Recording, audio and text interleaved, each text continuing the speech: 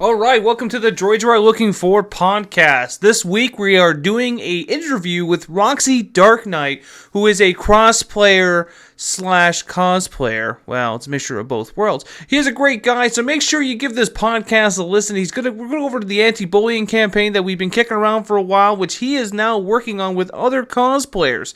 He's also going to talk about what it's like to cosplay, which is a pretty huge thing nowadays. And as well, he's going to talk about cosplay tips as well. This is one of those interviews you want to listen to. And with that said, Rainer's going to be the interviewer, so give it a listen and enjoy your chimichanga. Welcome to the Droids You Are Looking For Canada on Facebook, on Twitter, now on G+, and the podcast starts now.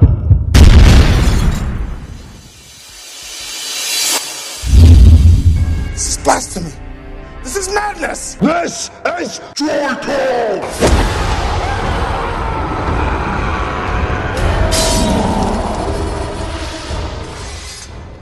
Hey everyone, it's Rainer from the Droids You Are Looking For Canada, and I am going to be interviewing Hamilton's own Roxy Darknight, also known as Rob. And I got some questions for him, and if you've seen him at cons, which is probably around Hamilton, Toronto, Niagara Falls, he is known as Leia, as well as his Harley costumes, which are absolutely amazing. So I have a few questions to ask him, and here we go. Hey Rob, why don't you introduce yourself?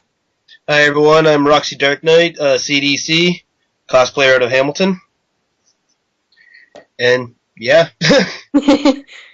It's what you do. It is. All right. Let's get this started. So, I got a few questions as I said. When did you get into cosplaying? And not just cosplaying, but what made you decide to crossplay? Well, the crossplaying started, when I was 15, I started just cross-dressing in general, secretly for about 5 years before it ever came public. And it's just my love for comic book characters and just the idea of cosplay in general, and the way I thought of it was, why just do male characters when I love so many female characters? Why not do whichever character I love and see how it turns out? See, and that's awesome because, again, it seems to be that a lot of women can do whatever they want. You know, they can cosplay as anything. You know, I found when I was making my cosplay bucket list, I had a lot of women on there, and then I went to Niagara Falls Comic Con, and that's where I met you, and I was like, why can't more men do this? Why does it have to be so, I guess, taboo? And it's really nice to see that I've a lot more guys doing this, just getting into the crossplay. So it's really awesome that you're doing that. But while doing it, have you gotten any negative attention or any criticism? If I could talk, that'd be great. Any bad judgment from anyone at all? I have, but a lot of it's actually been behind my back, to be honest. There was would have been last June, right before Niagara Falls Comic Con, there was actually a video that had went up, like an anti-bullying video about two young girls who loved what I do. I met them at a Toy Con about a year ago, the first time I ever cosplayed as Harley. And people, like, at that show were, saying, oh, why is he Harley? Why is he dressed as a girl? Like, he can't do that. Whatnot. And these two girls who were like, I think they were like 6 or 7 and 9 at the time. And they're like, well, why can't he do that? So they ended up doing a YouTube video that got across North America. So because of that, I had been known by like Miss Sinister and others like that had seen the video and started reposting it from YouTube on their Facebook pages. Just because like I had almost called it quits due to bullying at one point.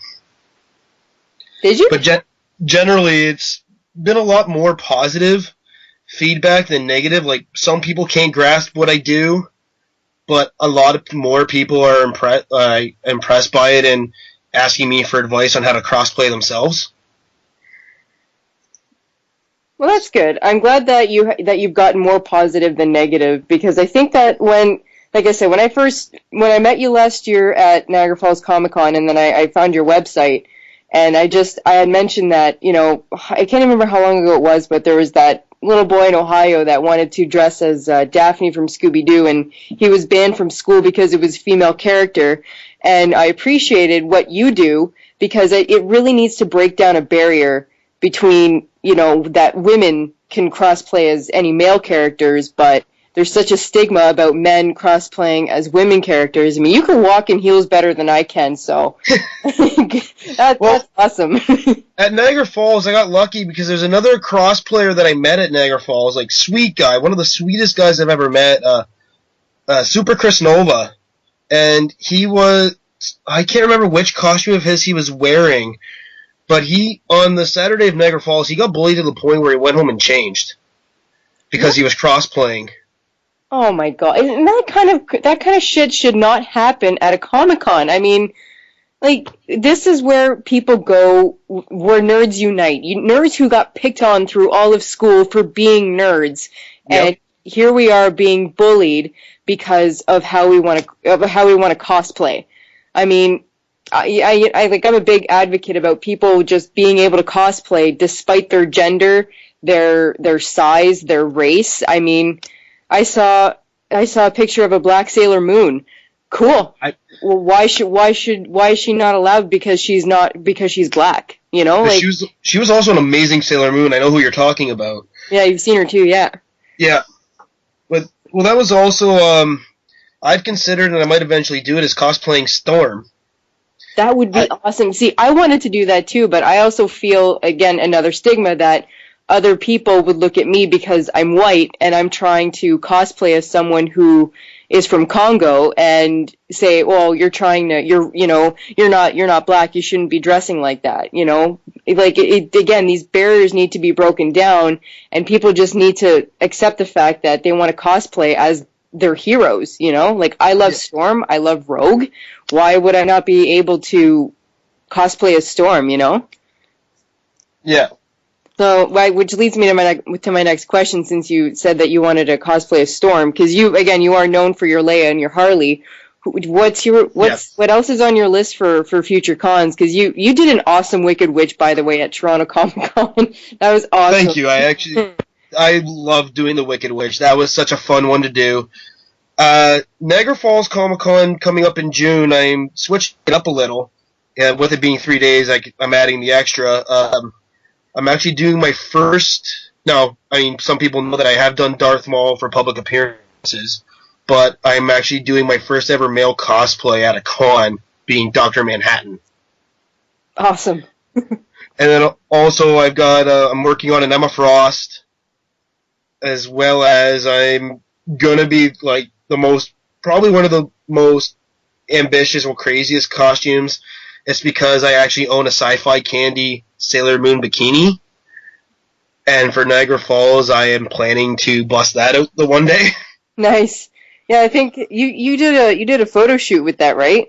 I did. Yeah, that was awesome. I did that with Red Lantern Corps as Star Sapphire Spider-Man. We had a blast with that photo shoot. Like, doing a gay engagement photo shoot was fantastic. It was quite fun. We're doing it we did it at York University, so we were just getting looked at left, right, and center, because how often do you see a dude dressed in a Sailor Moon bikini walking around campus? That is definitely not every day. But you know what? Like I said, just do it. Just do it. Like, don't. I can't stress enough how often people get criticized for just wanting to do what they want to do, and again, it needs to stop. There's no rule book to life, and if there was, then maybe people would follow it a little better, but there is, so do what you want. Well, that's the thing, at a bunch of cons, I had about a 10 to 15 minute conversation at Hammertown Comic Con. A young gentleman, probably my age, maybe a bit younger, approached me, and he said that he'd wanted to do whatever crossplay it was. I can't exactly remember the character. And he's like, what would you, but I just don't know. I'm like, well, you want my advice? He's like, yes. I'm like, just do it. He's like, what? I'm like, you want to cosplay the character, get the costume made, make it yourself, whatever, just do it. Be who you want to be. that's why we're all here, be our favorite characters. Like, it doesn't matter if it's a male character or a female character. Like, hell, my first cosplay was a transgendered character. And who was your first cosplay? It was Poison from Street Fighter / Final Fight. Oh, cool. And I had never ever seen a female, I'd seen a lot of females cosplay her. I'd never seen any males do it, and it was Fan Expo 2012, my first ever con. And walking through Artist Alley, I had so many compliments, I was expecting to be stopped by some people, but it took me aback how many people loved that I was a dude that had actually, I guess, quote unquote, sacked up to do Poison. See, and that's, again, another point that the fact that you're getting more positive out of negative, I guess kind of shows that society's maybe going in the right way finally, that you're not being so ostracized when you go to Comic-Cons because you're cross-playing. So.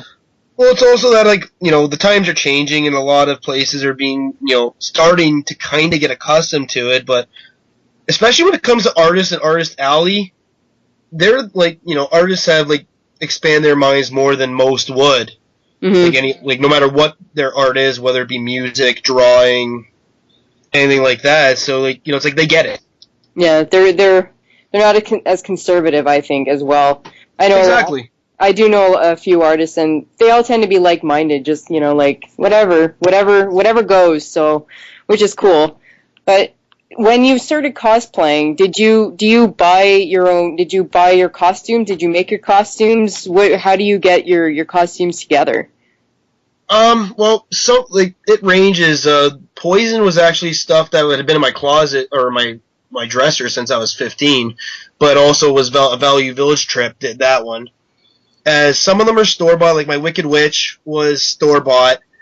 My second Harley, which was the full bodysuit, which is when I met you at Niagara Falls, mm-hmm. That was actually a custom-made white bodysuit. It was like a spandex-type material that was easy to be painted on that actually my uncle had made for me. And then a good friend who's an artist, goes by Drago, I put the suit on, and we had a bunch of spray paint, and we spray bombed the first part of the suit, and he hand painted the rest of it. Oh. So that one was it took us it was about a 4-hour spray paint job with me in it, and then about a week of him doing at least 2 hours a day, doing it hand painted, and then I'd go over a couple times just to try it back on, make sure it was still going to stretch mm-hmm. and break in the paint, and there was going to be no creases or anything. And we both agreed that we were not doing it that way again because that was a pain in the ass, but we were both really happy with the outcome on it. Nice.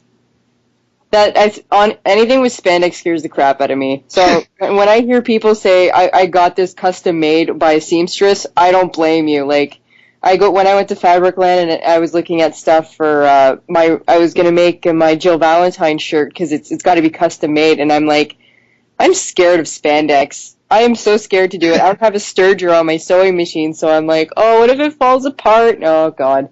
But do you think it makes someone less of a cosplayer if they don't make their own costume?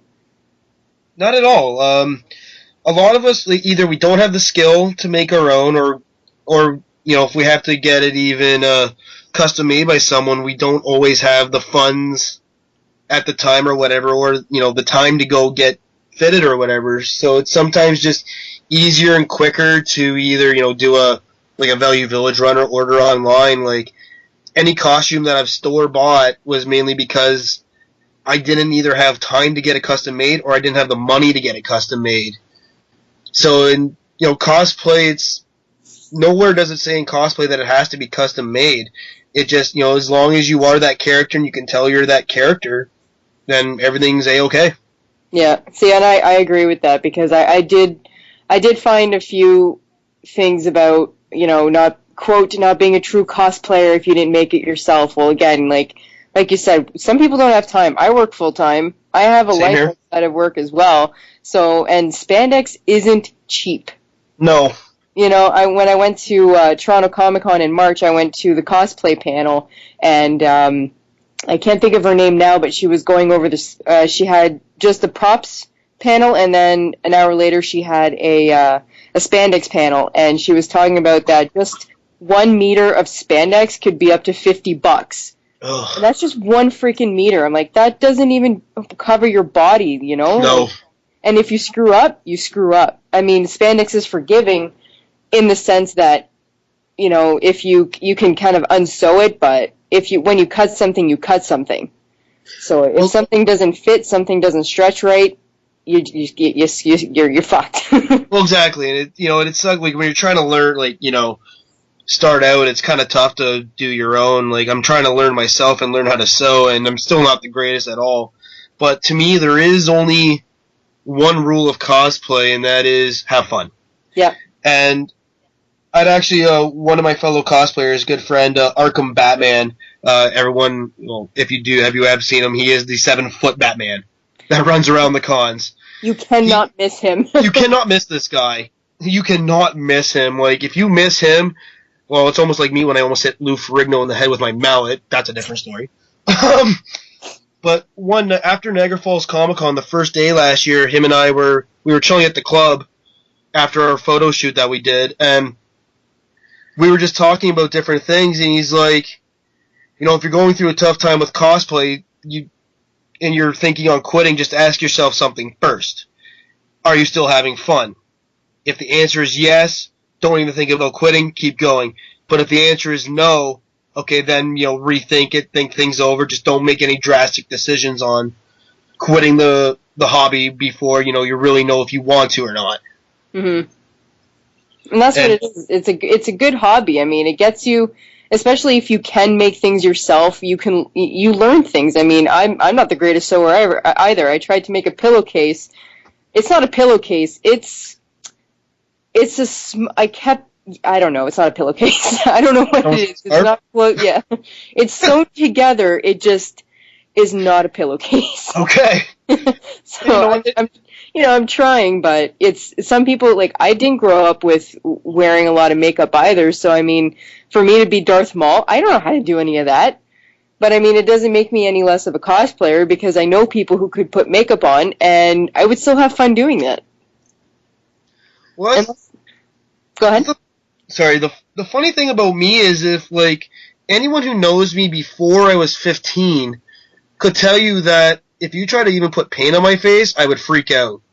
And I'd start crying. And that was the same with makeup. Like, it never touched my face till I was 15. And, which is kind of weird that now, like, you know, I've done Darth Maul, I'm about to do Dr. Manhattan, which is full body.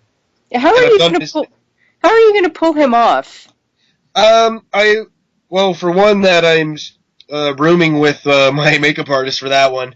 It's pretty much going to be a lot of blue body paint, a bald cap, and a black thong. Because Todd asked me, he says, because I said, I think he's going as Dr. Manhattan one of the days, and he's like, he knows that nudity isn't allowed in the con, right? I'm like, yeah. I'm pretty sure he knows that, and I'm pretty sure he's got a plan. Yep, the plan is, well, when he is in public in the movie, when he's not wearing a suit, he's in a black thong, so. That's awesome. Yeah, so, and I wasn't one to really do like, an actual suit, and I've seen people cosplay him doing, like, you know, a blue muscle shirt and, like, blue track pants or whatever. I'm like, you know, that's cool for them, you know, and they did it with a mask too, and I'm like, alright, that's cool for them, it's the way they want to portray him, but for me, I love body paint, and I have since I was 15. It just draws to me. It's like such an expressive form of art. Like, if anyone comes up to me and says, hey, I want to body paint you today and then take photos, are you okay with that? I'm like, yeah, do it up. Like, let's get going. It just spoke to me. And that's, a lot of people have been doing that. Like, Northern Belle is, she just had a photo shoot with, I can't think of it now, but have you seen them on her website? I've seen a bunch of her. She's been doing body painting a few years herself, like when her and Roxy Lee teamed up to do the half Mystique, half Rogue, which was fantastic. And she does the, I can't remember the exact name, but it's the Human Canvas Project, I think it's called, in Toronto. She's done that a few times. And that's awesome because, I mean, it's an expression of art. I mean, I don't know. I've never had body paint on me. I don't know what it would be like, but I do want to cosplay as 90s Mystique from the animated series. So I better get used to it too. I don't know how I'm going to. I don't have the patience to just sit there and have body paint applied to me. Like, just let me walk around after about 10 minutes and then I'll come back. But I don't know. I don't know if depending on your artist, really, if you can find an artist who's willing to do it and break it up. Like for me, like when Karina Sakura would do my Darth Maul, we just blitz it. And when we did when I did Mystique and I did the part top body paint, we just kind of buckled down, and she took a smoke beforehand and then waited till after to do another smoke. We just buckled down and just went straight for it, just so we could get it done and get to the con or the event, whatever I'm doing. Yeah, that's true. Because you don't want to, or you have to get up really early in the morning to get it done. That's the plan for Doctor. That's the plan for Doctor Manhattan, is to get up at like 6 a.m. and get it started roughly. So it's going to be a long day. Not like anyone sleeps for cons. No. Well, it's a good thing that you're staying there, because, I mean, when we left for Toronto Comic Con, we left at, like, 8 in the morning. I'm like, I just wanted to sleep in, but, oh well, it's for a con. It's all good. Well, when I did the Wicked Witch, I was up at 5 a.m., and we had makeup started by 6. So, and, not that it was full body, like, just making sure we had the right, got the right shading and all that stuff for that costume, and the right tights, and got that one, like, in doing my chest and my back a bit, it took us maybe an hour, if that. It just took about 2 weeks to get it completely off. Oh my god. I don't know if I spent like a week, well, every day I was doing something on my Casey Jones mask. So yeah. I kind of get that dedication to it. It's just, well, I don't really work in the public either, so I mean, if I had some blue body paint left on me, I'm sure my boss would be like, she'd probably ask, and then I would tell her, and she would probably just shake her head, like, of course you like, don't touch me. What's funny enough is that, like, I work in the public, like, I work in customer service, and 90% of my regulars know what I do, and they all love it. Like, one of my regulars I ended up becoming friends with the entire Thursday at Fan Expo. He pretty much walked around with me and actually watched when Roxy Lee was doing my makeup for Lydia. That's awesome. And how old is this person? He's, I want to say he's like 30, 31. Okay, I thought he was, okay. That's not bad then. I thought because I was like, again, like I find the older people are, sometimes the less accepting they are. So, and a lot of old people go to Tim Hortons. Well, I work across the street from a grocery store with a lot of young guys, so.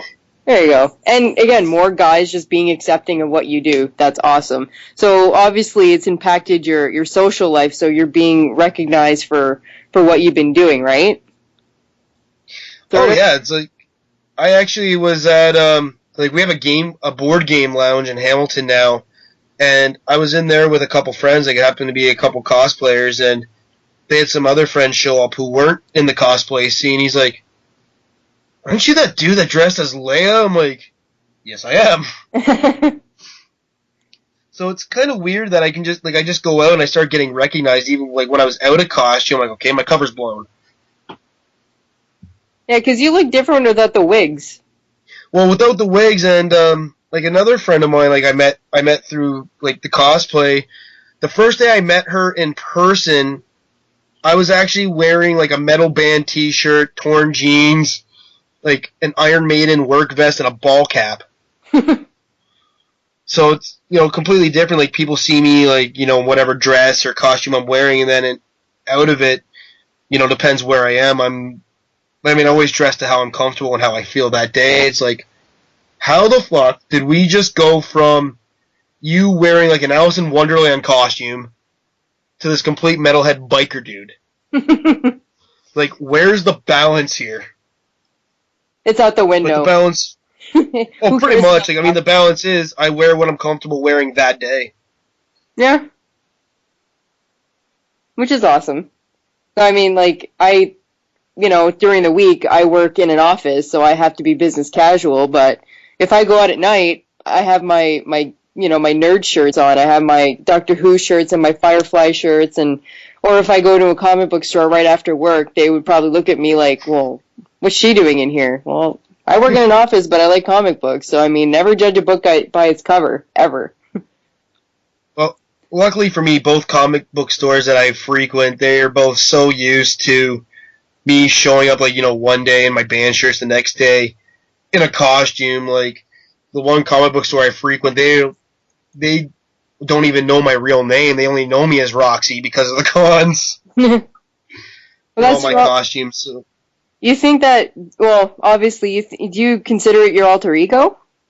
Yes. It's, well, not even just an alter ego, it's just another part of my personality. Mm-hmm. Because I do, like, I do cross-dress, and I do cross-dress in public, if I go out to, the local, like, some of the bars, whatever. And so it's, I introduce myself usually as both, but if I have any type of makeup on at all, like, Roxy comes out, and it's a sassy side. I'm still, like, the friendliest person you'll meet, but she's sassy. There is no two ways about that. So it's just another part of me. Does she get sassier when she keeps drinking? No, only if someone makes her mad. I usually don't get sassy when I've been drinking. If it's whiskey, I love everybody. Unless someone makes me mad, then I get sassy. One thing, I love everybody at any time for the most part, unless you make me mad. So I'm just a huggy person. Mm-hmm. So yeah, drinking to Roxy and even huggier. If that's even a word. Let's make it a word. It's a thing now. All right. Do you have any? You got any tips and tricks for anyone who's starting out to cosplay? Since you've been doing this for, well, how much younger are you than me? You're born in 89, right? I was born in 88. 88, so you're gonna be 26 in September. 26. So you've been doing this for 9 years. So you've been wearing makeup for 9 years. You've been doing costumes for 9 years. What is the easiest way for someone to start out? Simple, I guess, and then kind of move up, say, like, starting just simple makeup and then going to something like Mystique or Darth Maul. Well, Mystique was at my second con, so that wasn't really much of a rest period, like a workup period. I went straight from Poison to Mystique, but the reason why Poison was my first was because I realized I was going to Fan Expo a week before the con, and I wanted to do Poison, so I was like, get the Value Village, get everything quick. The only, like, don't even really have to keep it simple, just keep it to the range of what you can do. Like, don't go overboard, or try not to. Like, if you have the skills to go overboard, and it turned out good, then go for it, but just try to keep it as simple as you can, and then work up, but if anything's beyond your skill, get help. Like, ask someone for help, because I know you probably, like, hopefully has that friend that can sew or do makeup. Because, like, when I first started, especially with the crossplay, I couldn't do my own makeup to save my life. Except for, like, guy liner, that was about it. Mm-hmm. So it was pretty much, can anyone help me? And then when it came to Dr. Frankenfurter, that's Karina Sakura, like, I didn't even know she could do makeup. I was talking to her twin sister, and she's like, she can do your makeup. She wants to do it. Come over. I'm like, all right, so it looks like I'm doing Dr. Frankenfurter for Halloween. Nice. That was quite fun.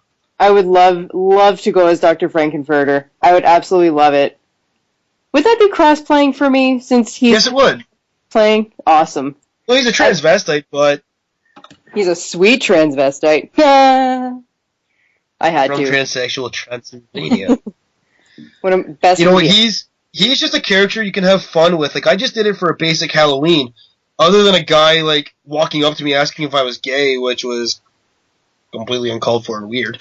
It was a fantastic night. Like, hell, our cab driver had a female cab driver that night home from the bar, and the whole way back to my place, we were singing, like, her included, singing songs from the movie. Oh, nice. I would love to cosplay as him or Little Nell, except I can't tap dance to save my life. So that would just... There's always time to learn. Yeah, it's never too late. It's just I'm not coordinated. I have 2 left feet, and I would fall on my face, and I'd be like, well, I'm Little Nell. I just can't tap dance. Maybe I'd go as Magenta. I don't know. I have the frizzy hair. If my hair's not straight, I'm Magenta. Like, there's no. I can actually see that. Oh, maybe we should do it together. Dude, seriously, like, I wouldn't even mind doing, like, co-op cosplay. Seriously. Wouldn't even mind. I'm down for that. Yeah? I would. I'm trying to think, because I have stuff lined up for Niagara Falls, as well as, I think I'm going for one day for Fan Expo, but I don't know what I have lined up for Hamilton. I know I'm going to do Poison Ivy one day. I don't know what I'm going to do the next. So, we will... Well, Hamilton's only one day this year again. Is it? Yeah. Well, you know what then? I'm trying to think. We'll keep talking about it towards Halloween. Sweet. Maybe? Sounds good. Yeah, because the thing is, I think I have like a stag and doe, and then I have a wedding the Saturday after Halloween, or the Sunday after Halloween, so I don't know what Halloween is busy for me this year, but we'll talk about it. So listeners, just look out for Rocky Horror Picture Show cosplay, courtesy of Rainer and Roxy. So that'll be interesting. There's also always the cosplay roller discos coming up too. Oh yeah, I was just about to ask you about that, because you have done some charity work before, like you did except the roller disco was more of a get together, but you have done anti-bullying charity work, have you not? That one is in the works. I'm actually working with Cat 09 Lives. We are working on our cosplay project No Hate, and we did a pre-launch for it at the December Comic-Con, and the feedback for it was fantastic. Like, the start of the project was going back to that video from the B-Town cosplayers, speaking out against the anti-bullying, speaking about people who are bullying me, as well as Bubbles, because she got bullied for what she was wearing in Niagara Falls last year. And these 2 young girls just spoke out against, like, big props to their parents. They're, like, the nicest people I've met, and they're raising their kids right, that we're all just people. We all are just different, but we're all the same. Mm-hmm. And, their dad's just a huge nerd who loves what I do. So, like, he introduced me to his girls when I was Harley, and they actually thought I was a woman until I spoke, and was kind of confused at first. But I actually ended up doing a reply video to them, thanking them, and doing a bit of speaking out myself, because at the time Miss Sinister was getting bullied, and she's a fantastic cosplayer herself. She's amazing. The fact that she shaved her head in order to do the Saget? Yes.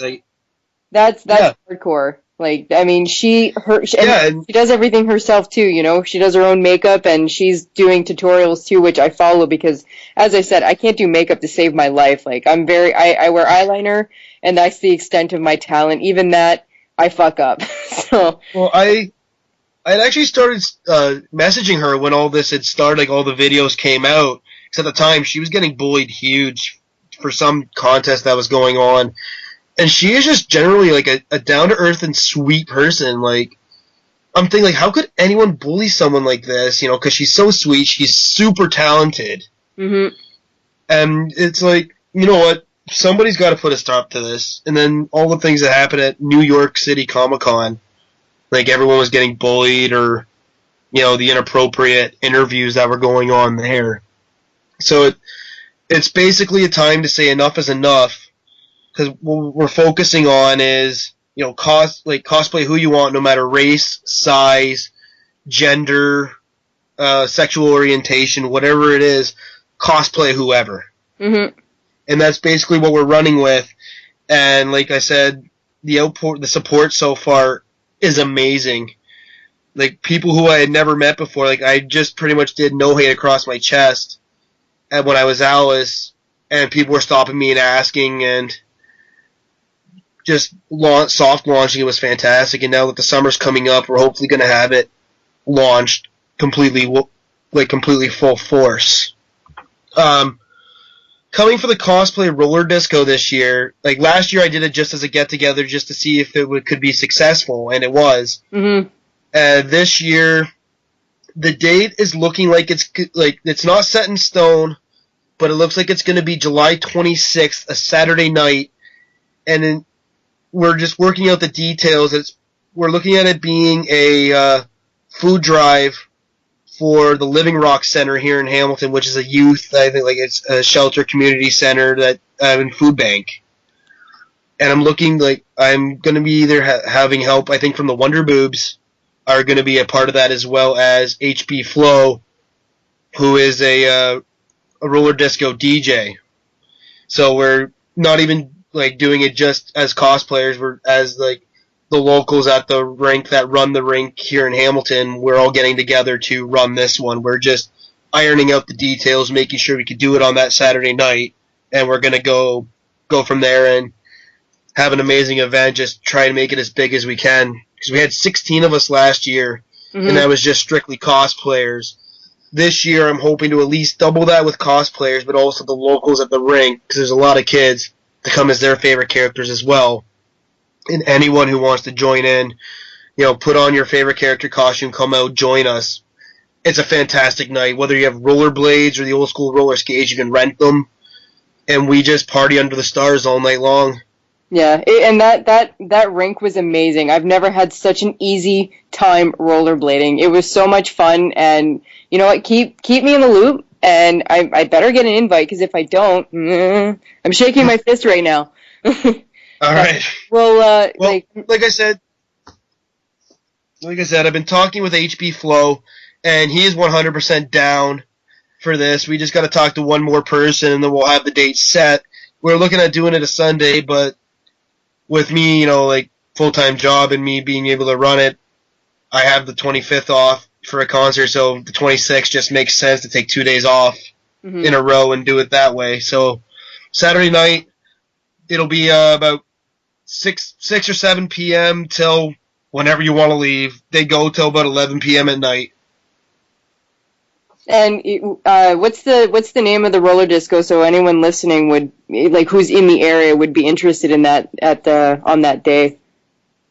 It's just the Cosplay Roller Disco presented by Roxy Darknight and HB Flow this year. All right, cool. So when you get the event set up, share it with we'll share it. The Droids will share it, and hopefully that'll have a really awesome turnout, because it did last year and it was a lot of fun. And you know what? When I went to Disney World and I went to Universal Studios, and out of nowhere there was this music, and then everyone stopped, and the X-Men came out, Captain America came out, Spider-Man came out, and you know what? It just makes people feel great to see their heroes. So I think it would be really awesome to have a whole bunch of superhero cosplayers just rollerblading and roller skating around. So. Well, that's what happened with last year, is that for those who didn't make it out or don't know, is we just crashed the rink. Nobody knew we were coming. We just showed up and crashed, and of course my event, so I was the first one there. The guy who runs the Saturday nights, I was in my Harley bodysuit, just completely painted, my Harley suit and my rollerblades on. He's like, "You coming out to skate?" I'm like, "Yeah, I'm just waiting for some more people." He's like, "You have more coming?" "Yeah." "All in costume?" "Yep." "I just have one question. You here to start trouble?" "No, sir. We're here to have a blast." "Then you're more than welcome." Nice.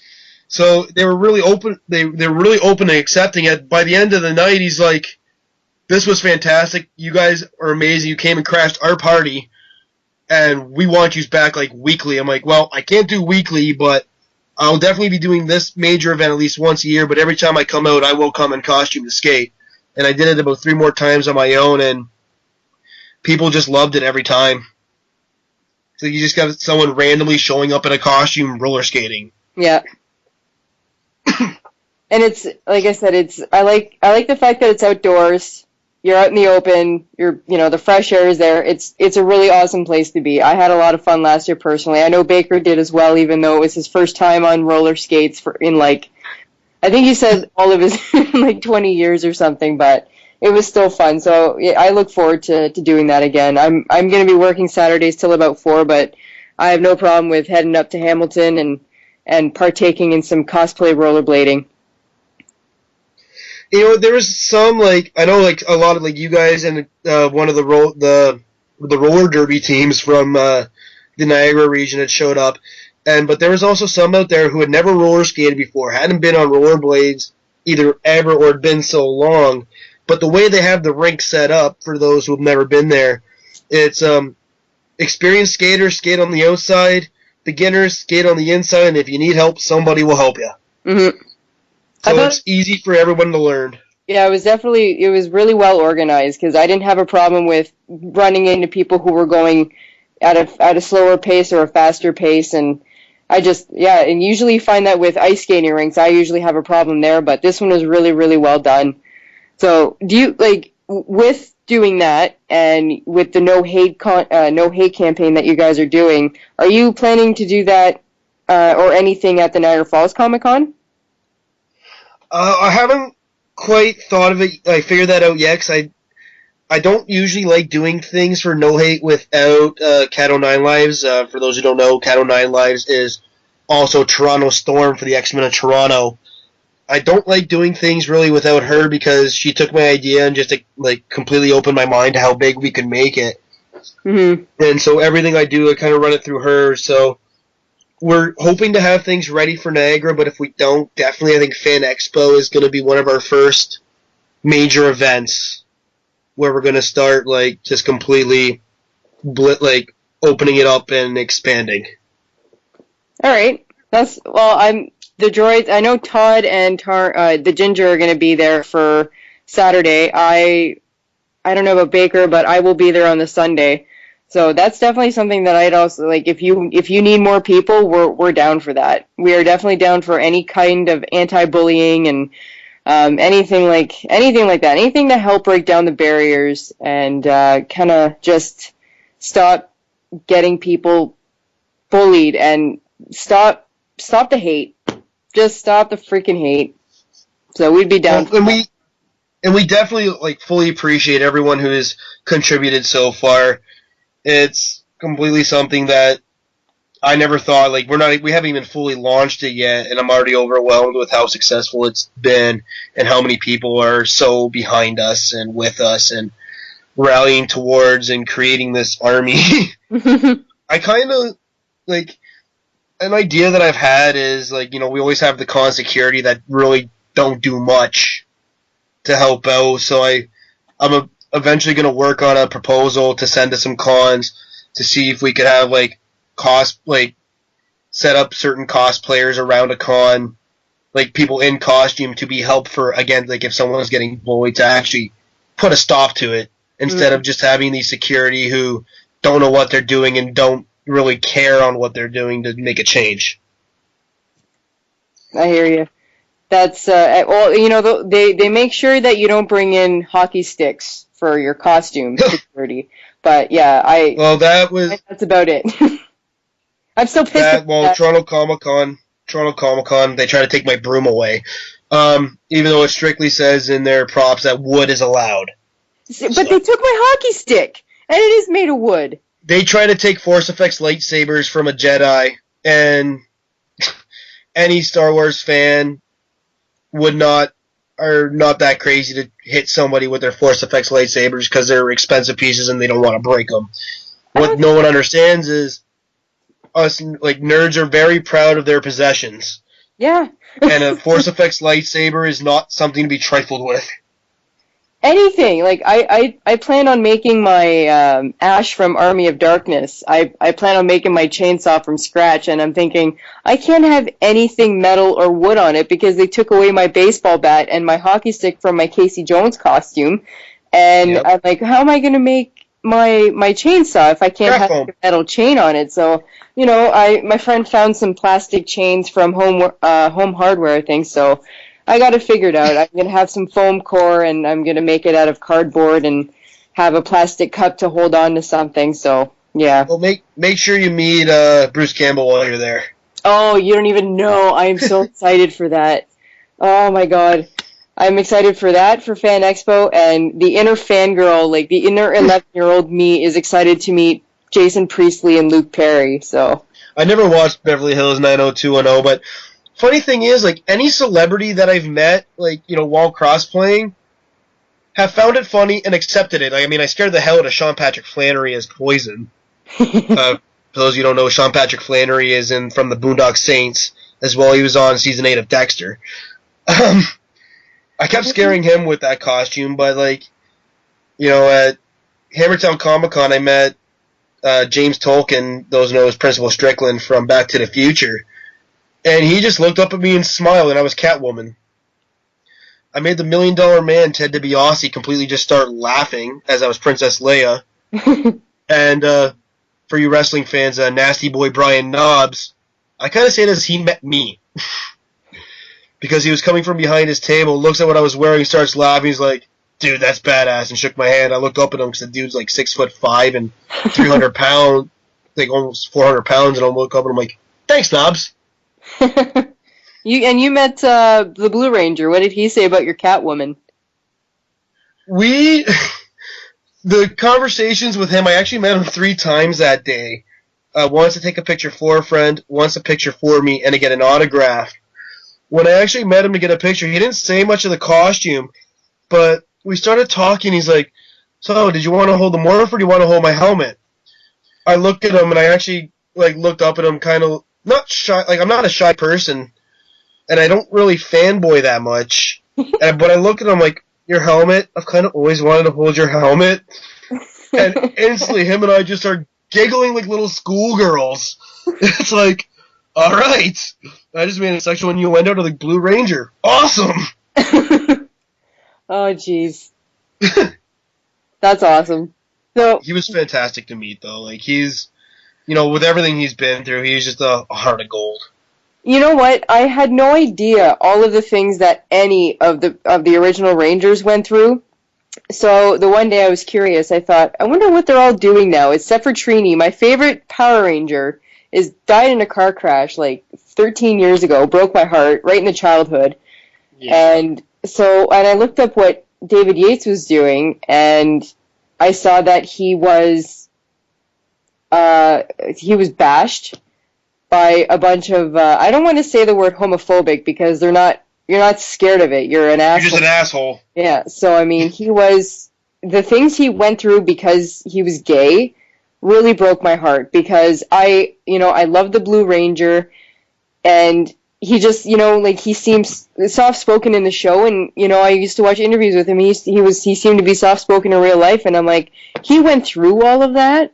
That poor fucking guy, and I think that's why I enjoy people like yourselves who are advocates for things like this, where it's just be proud of whoever you are, like gay, straight, bi, whatever. I mean, like you said, someone asked if you were gay. I would have found that offensive. Just because you're cross-dressing doesn't mean you're gay. Well, I wasn't even technically cross-dressing. I was Frankenfurter, but... Oh, that was when you were Frankenfurter? Yeah. Oh. Still, though, regardless, that's rude to ask just because of you're wearing some kind of costume. I mean, it just, cross-dressing does not make a person gay. That's it. They just want to wear it. I mean, Well, interesting enough, I've been cross-dressing since I was 15, but I always thought I was straight. I never knew I was bi. That never crossed my mind until I was 21. So I was 6 years into me cross-dressing when I finally realized that I actually, like men as well as women. Mm-hmm. And it was just weird. I'm like, wow, okay, yeah, I get it. I'm a cross-dresser, but I thought I was straight this whole time. All right. Now it really makes a little more sense. But just having that question asked, though, you said that kind of offended you. And again, I don't blame it. If someone asked me for dressing as Casey Jones, if someone asked me if I was a lesbian, I would have been like, what? Because I'm cross-playing as someone who, I fucking love the Ninja Turtles and I love Casey Jones, I'm a lesbian? Just those kind of accusations is what, again, another thing that needs to go away. Well, at the time when that happened, one, the dude wasn't wearing a costume. It was Halloween. And second, I was actually still in the closet at the time, because it was just after I'd come to the realization. But, when it comes to, nobody's ever questioned Roxy Lee Gigi's homosexuality. In Fan Expo, her and I did our a double crossplay that we had actually talked about for months. Like, her and I had wanted to do it since we had met. You know, we finally got the chance to do it. Her as Beetlejuice and myself as Lydia, and the results were fantastic. Like, and, you know, I mean, that was one of my favorite cosplays, as much under the radar as it went with everyone, and nobody really knew who I was, even though I was either walking with a Beetlejuice or carrying a stuffed Beetlejuice that Rachie Lockdust had made for me. Well, you were the movie Lydia, right?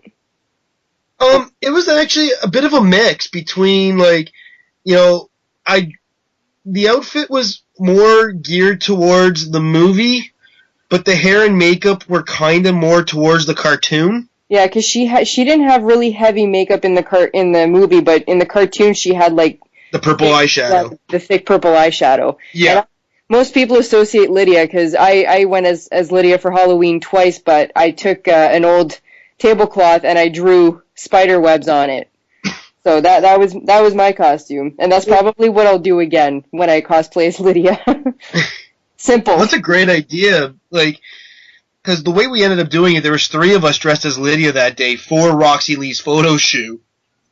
Because there was, I can't even remember, like, the cosplay, cosplay for a Cure, the leader of that, she was the complete cartoon version, and Rachie Lockdust was the movie version, and there was me halfway between both to do like one photo shoot, and it was fantastic. I loved everything like that we did that day. Like, Wandering Dana's a great photographer to boot as well. Like, everything just kind of came together.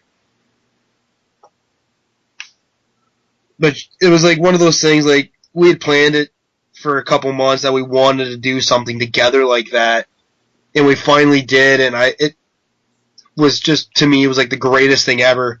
It was my first dual crossplay with someone, and it made me so happy to do it, and the fact that, like, that was actually one of those days I did not get a single negative comment. I had legendary artist and writer Neil Adams try to fuck with some people using me, but that was just hilarious. All right. So we're at the 1 hour mark. I just noticed that. I didn't even notice that how much time flew by. So to end this on a positive note, thank you, Roxy, for the interview. It was awesome, and again, the fact that you cosplay, everything, and you're just helping breaking down barriers for the anti-bullying. Keep doing what you're doing, and it's awesome. But I do have one more question for you. Have you perfected walking in heels? My secret to that is watch The Simpsons. I'll explain it more. In the episode where Lisa becomes the beauty queen. Yeah. Petroleum jelly. With the petroleum jelly, Lisa's having problems walking in heels. So Bart starts doing it. Heel toe, heel toe. The only problem with me walking in heels, I do not recommend this to anyone. I do not have any heels that actually properly fit my feet. All of them are about 2 sizes too small. Yeah. I think anyone who's going to wear heels should get proper sizing. Make sure the size is proper, but it's basically heel toe. Just keep remembering that heel toe. And if you're a guy doing it and you have tucked, keep your legs together, heel toe. You might fall over, so practice at home. Just remember it's heel toe.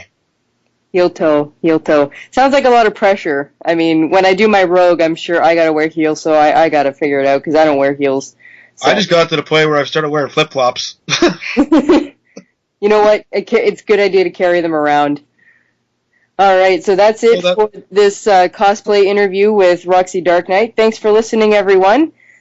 Hope you have your, I guess, without Todd here, I'm going to tell you I need to have a chimichanga.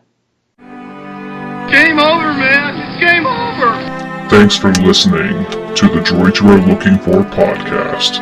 Stay tuned for next week's podcast. Remember, the Force will be with you, always.